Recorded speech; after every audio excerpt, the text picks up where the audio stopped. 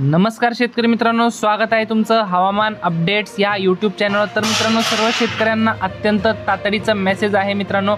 आज 10 नंतर व मध्यरात्रीला व दुपारनंतर जवळपास 15 ते 20 जिल्ह्यामध्ये या ठिकाणी भयंकर ढगफुटी सदृश पावसाची शक्यता वर्तवण्यात आलेली आहे। आपण या व्हिडिओमध्ये संपूर्ण आढावा घेणार आहोत कोणकोणत्या 10 जिल्ह्यांमध्ये पावसाची शक्यता असणार। तत्पूर्वी तुम्हाला एक छोटीशी विनंती आहे, तुम्ही व्हिडिओ पाहतायत परंतु चॅनलला सबस्क्राइब करत नाहीत तर चॅनलला आत्ता सबस्क्राइब करून घ्या व व्हिडिओला लाईक नक्की करा।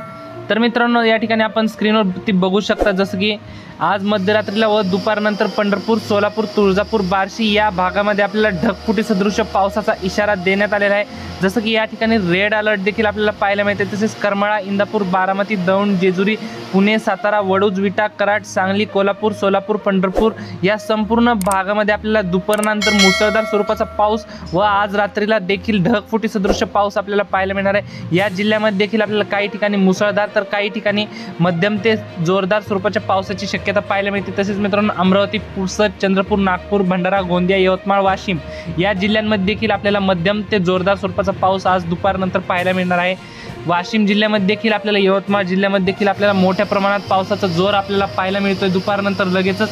जसं की अकोला, अमरावती, चंद्रपूर, वर्धा या ठिकाणी देखील आपल्याला मुसळधार स्वरूपाचा पाऊस आपल्याला तुरळक भागामध्ये पाहायला मिळणार आहे दुपारनंतर। एकंदरीत जर मराठवाडा व विदर्भाचा विचार केला तर आज दुपारनंतर व मध्यरात्रीला भाग बदलत या ठिकाणी मोठ्या प्रमाणामध्ये मुसळधार स्वरूपाच्या पावसाची शक्यता आहे।